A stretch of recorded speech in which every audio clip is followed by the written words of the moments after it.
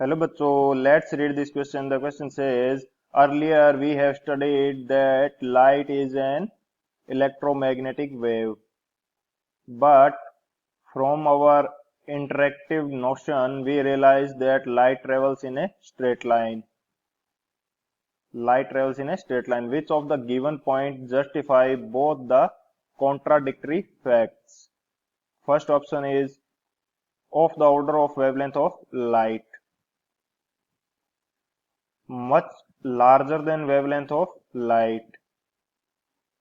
C in order of 1 millimeter, and D is the wavelength of light is much smaller compared to the size of ordinary objects. Size of ordinary objects.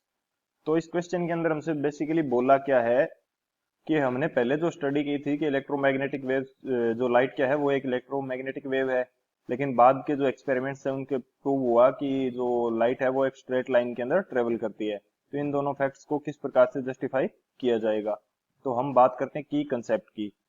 बात करें यदि की concept की, तो की concept हमारे पास क्या हो जाएगा, की कंसेप्ट। की कंसेप्ट फॉर दिस क्वेश्चन ये हमारे पास हो जाएगा कि जो वेव्स होती हैं जिनके लिए वेवलेंथ होती है कम, यानी कि जो शॉर्ट वेवलेंथ की वेव्स हैं उनके लिए डेविएशन क्या होता है, कम। तो ये इसके पीछे का मेन कंसेप्ट है। यदि मैं इसको स्टेटमेंट के रूप में लिखना चाहूं तो ये मेरे पास क्या हो जाएगा, deviation deviation is minimum deviation is minimum for waves which which has small wavelengths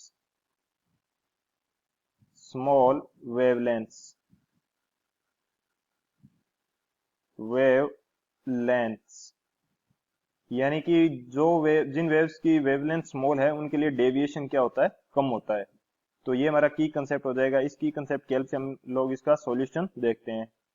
यदि बात करी जाए सॉल्यूशन की, तो सॉल्यूशन हमारे पास क्या हो जाएगा इस क्वेश्चन के लिए, सॉल्यूशन होगा कि जो वेवलेंथ लेमडा है फॉर लाइट की जो वेवलेंथ है ये हमारे पास क्या है, कम है, यानी कि शॉर्ट वेवलेंथ है।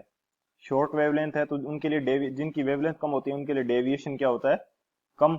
तो हमारे पास जो लाइट है इसके लिए डेविएशन आएगा, डेविएशन डेविएशन भी क्या आएगा, मिनिमम। डेविएशन भी मिनिमम आएगा।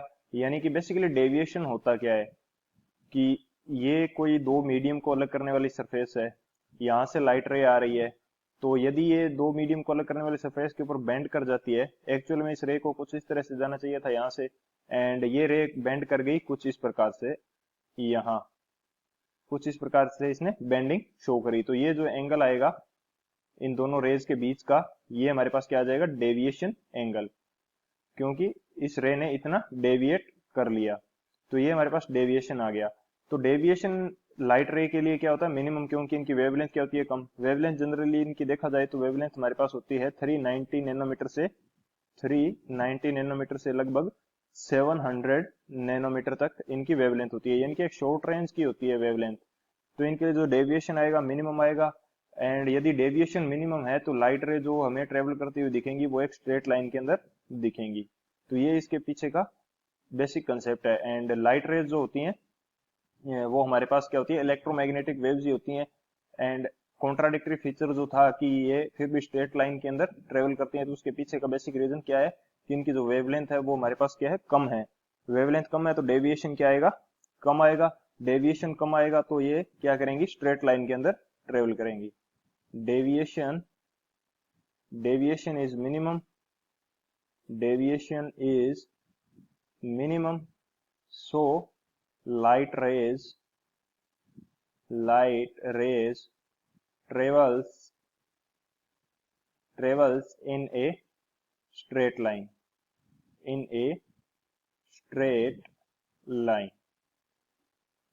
तो ये इसका आंसर हो जाएगा। बात करें ऑप्शंस की, तो जो हमारा फोर्थ ऑप्शन है, the wavelength of light is much smaller compare to the size of ordinary object, D option, ये हमारा क्या हो जाएगा, करेक्ट हो जाएगा। So D option is the final answer. I hope you understood it well. Best of luck. Thank you.